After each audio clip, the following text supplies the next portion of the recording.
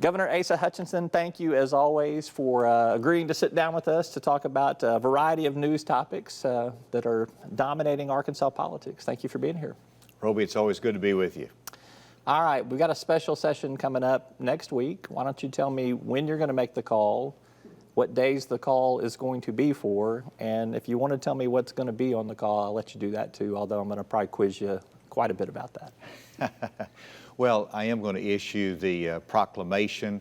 I expect to issue that on Friday to call the special session for next Tuesday, and hopefully they'll be in, do their business, and be able to go home quickly. I know that's the desire of the legislative leadership as well as myself. And the citizens of Arkansas too. We would like them to get in and get out in a quick basis there, quick manner. That generally is the case. And so on the agenda will be what we've talked about, and so it's public information, but we're going to fine tune it on the proclamation so that we will be accelerating the income tax cuts that had been previously passed, scheduled for being phased in. Because of our surplus, we can do it now. And so we're going to lower the income tax rate for individuals to 4.9%, which will be effective in 2022. We're going to lower the corporate income tax rate to 5.3%. That will be effective next year. We want to mirror the federal depreciation schedule that will help us on the business side. We want to provide an income tax credit for the lower income individuals that would amount to $150 per person. That's a pretty good chunk of change in terms of the total cost of it. But those are the parameters of it. We also want to have a $50 million fund that's set up for a grant program for school safety. That's a result of what's been reported out of our School Safety Commission. And so those are what I'm suggesting on the call. I'll be putting on the call for the legislature to act on. Obviously, I put those on there because it has broad support in the General Assembly, and hopefully we can get those passed, provide relief to Arkansans, which is much needed, and go home. What's the price tag on the income tax cuts, the lowering the rate from 5.5 to 4.9 immediately? Well, the total cost is about $400 million for the tax cut package. And so that's probably the second largest tax cut that we've had in history. And the bulk of that, vast majority of that goes to individuals. And then you include in that on our tax credit that will go to the lower income in addition. So about a $400 million individual income tax package. Will all of those things go into effect upon you signing the bill, or will it just speed up the phasing in of that? Will we see this like in our next paycheck, I guess, is the question? Well, it all depends upon whether individuals and employers adjust the withholding tables and adjust the withholding from the paycheck. And if they do that, then they would see it in their paycheck immediately, because we're asking that there would be put an emergency clause on this, and it's effective for January of 2022. Okay. You mentioned the school safety, the $50 million fund for grants. Is that how you want to dole that? What's the structure for how you want to distribute that money? What do you want it to go for? Well, it'd go for school safety initiatives and ideally for one-time funding needs. It could be for mental health training. It could be for increasing access controls, electronic surveillance, cameras. It could be a whole host of those investments. It could be a reconfiguring of some of the space in the classrooms to make it more safe. Ideally, we can't accomplish in a grant program increasing the number of school resource officers, the armed presence in schools. That's going to have to be addressed more whenever they look at their adequacy for the future and whether they increase and how they share that cost with the local school districts. And so the $50 million would be set aside, and then we'd have to come back with specific rules for the legislature to adopt, to approve, and then we'd be able to get that money out to the school districts. You've obviously looked at what's happened in Uvalde closely, and certainly through the commission that you've reconvened to look at all the school safety issues right here. Do you think that there are some things that can be put in place because there were a lot of safeguards in place at Uvalde that failed. Do you think there are some safeguards that you can put in place to keep us from having a failure of that magnitude? The answer is yes. And the good news is that we started this not after Uvalde, but we started our school safety efforts after the Parkland shooting in Florida. And whenever we had that, we convened the commission. They made recommendations. Many of those have been adopted. We passed laws that increased direct counseling of our students, encouraged more school resource officers, and that has dramatically increased in our schools. So we've done a number of things, but I asked the commission to meet again, to review those, and to see in light of Uvalde what more we should be doing. Their recommendations are really, really thoughtful, and they are designed to have layers of security so that if you have one security system or one access point that fails by human error or otherwise, that you have another safety mechanism that will provide the protection. It's also really recognizing the need for all in the school to be trained more effectively, to have a school safety coordinator, and that way you can develop a culture of safety and compliance in the school so you don't become lax in it. And so all of those steps are designed to avoid what we saw in Uvalde. We have a human system, but you have more checks and balances. It provides more safety and security for the children and everyone in the classroom. All right, so you mentioned the two big things that'll be on the special session call. Is there any little things that might be on the special session call? No, I think we covered it, which would be the tax relief package that we have. That would also include the school safety package. And so I'm limiting it for obvious reasons to those things that I've indicated that the leadership says that there's support for, because we want to come in, do this, and get out. And let me just emphasize that, I placed the call. I asked them to come in to look at these specific items of legislation. It's their decision about that, but I do believe we've worked together well and there's consensus for this tax relief. So no teacher pay, which you obviously have seen and witnessed and heard from plenty of folks on that issue. There's not a 75% threshold in both chambers, which I think it would require an appropriation to provide some sort of teacher pay. Do you think that waiting another year, because it will be another school year before the adequacy study is done and put into effect by the next General Assembly, do you think that's going to cause problems for teacher recruitment and the teaching profession, which is already pretty stressed out as it is? Well, I hope not, but obviously that was a concern. That's the reason I raised the issue of increasing teacher pay. But I don't want to put something on the agenda of the General Assembly that I can't get out of Education Committee. And we've had those conversations in the past. But the fact that we have engaged in this conversation about teacher pay, and there is a consensus we need to raise teacher pay, the legislature understandably said, well, let's look at this more comprehensively. Let's use our adequacy process to develop what we should do to make sure we get it right. I respect that. And so I expect that this will be a January issue for the next administration. But I think, the case has been made, and I'm hopeful that in January they will act on this. And of course, the legislature attempted to address the short-term needs by a bonus structure that I had issues with for a number of different reasons. I think there'll be a lot of differences between the school districts as to how they handle this. But it shows the heart of the legislature is to increase teacher pay, to do more with them. And so I expect that will be happen next January, and I certainly hope so.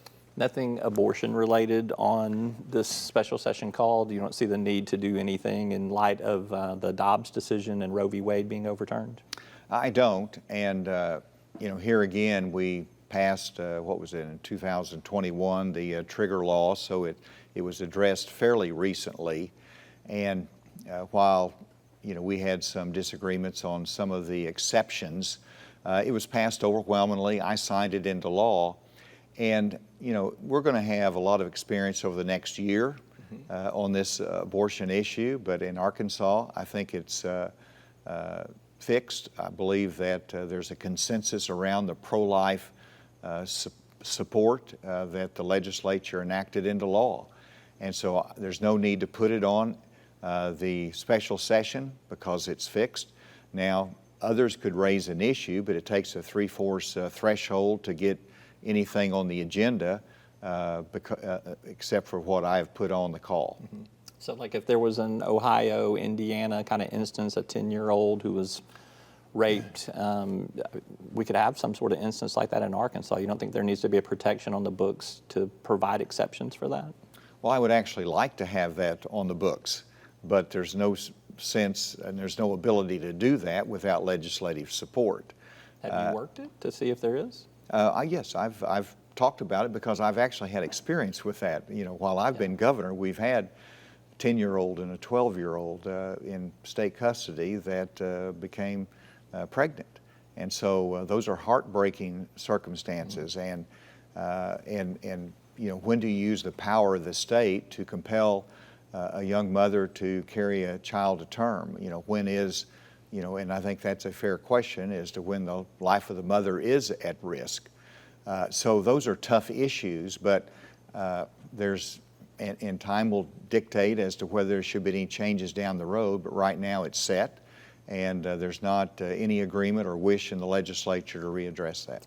Got to ask, just because it happened this week, when you look at the results in Kansas, the Republican legislature had pushed for a vote during the party primaries, which are about 2-to-1 Republican, and we saw the outcome of the abortion constitutional amendment there.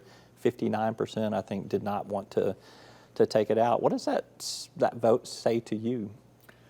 I think it's going to take a lot of analysis. It certainly says that there's a mixed opinion in our country. It's divided by states as to the approach to abortion. And so there's going to, it tells us that the electorate is concerned about it. They're going to address it in different ways in different states. Kansas was a little bit of surprise because it's considered a conservative state, and I know they've had in the past a strong pro-life position. So it was a surprise. I think it remains to be seen as to whether there's going to be any adjustments in other states. It's interesting to me that the states that have addressed it, they're moving fairly slowly on it. I think they're giving it a lot of thought. And so we'll see where it goes, but it clearly indicates that it might be an issue in the fall election. Something that jumped out to me in looking at those results too, almost 200,000 more people voted just on that one issue than voted combined for the Republican and Democratic primaries for governor in that state. So there was definitely a big turnout of voters in that respect that were there for that particular issue and not for some of the other political things on the ballot. That's right, and we're going to have to work through this in our country. The reversal of Roe versus Wade was a dramatic change, and people in states are adjusting to it. I believe in the pro-life view. I want to save the life of the unborn. I think we have to be realistic and practical about it with the right exceptions, but I am delighted that the states now have the ability to determine their own future and how they're going to protect the life of the unborn. A couple of quick questions for you here. The woman who would succeed you as governor, Sarah Huckabee Sanders, has been given a lot of private meetings, and then she spoke to the GOP state convention a little over a week ago.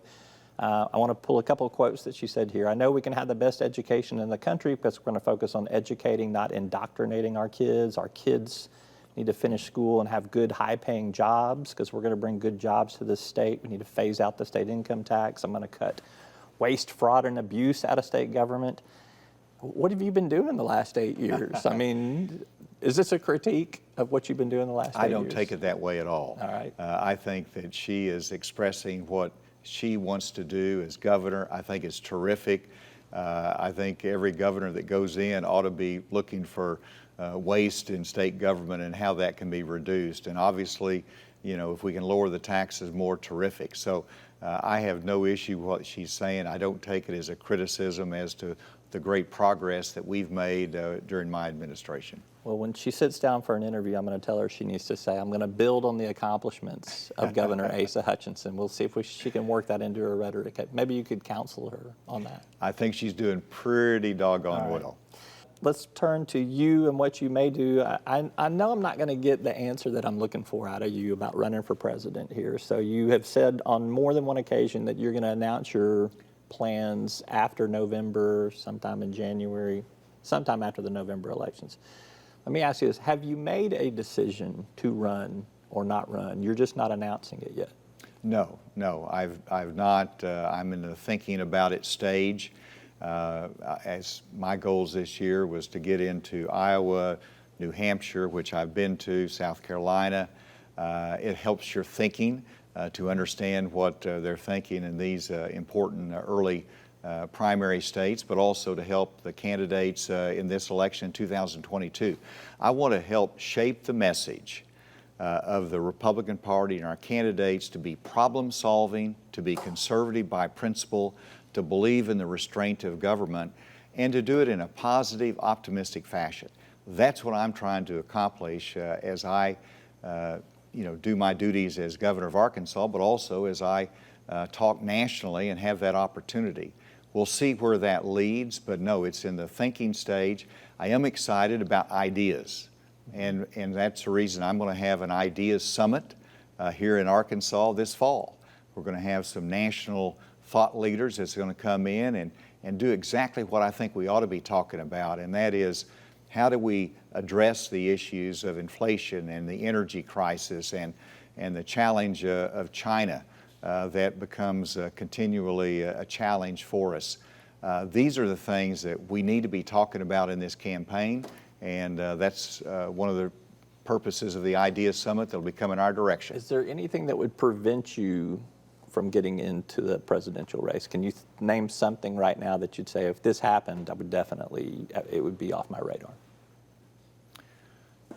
Well, I'm sure there are some things out there, but Mrs. Hutchinson saying no might be one of them. So. Well, I mean, it's always health. It's always, the support of the family. But, Susan has just been terrific, and she knows that I'm doing what I think is right, and she supports that completely. And she's just made such an incredible difference with our children in the state, and proud of her. So we're a good team. And she's supportive of me thinking about this, and we'll see where that leads. But I've been engaged in this for a long time, just as you have, Roby. And I don't want to see the Republican Party go into anger mode. I don't want to see our country fail to lead with its goodness across the globe. And I see challenges that we have, and I like the Reagan optimism. I like the Reagan conservatism, and I hope I can be a voice for that. All right. Governor Asa Hutchinson, always good to visit with you. Thank you for being with us. Thank you, Roby. All right.